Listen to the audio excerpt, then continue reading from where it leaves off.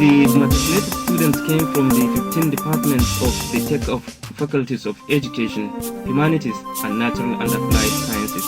Shortly after the matriculation and subsequent investiture, the university's Chancellor General Olusegun Obasanjo, who saluted the free girls' science education in Jigawa State, described the university as an evidence of the total transformation witnessed in the state.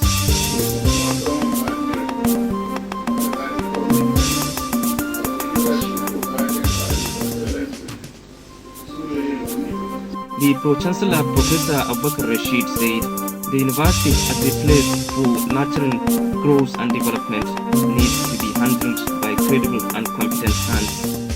The founder, Governor Sulalamido, whose vision is to have a world-class university, said the Chancellor was chosen based on his credible credentials.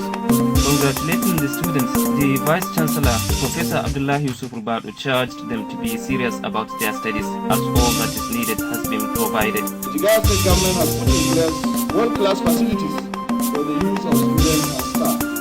It is indeed world-class that you can find anywhere in the world, and I urge you to protect, preserve it. The Chancellor was earlier conducted round the university.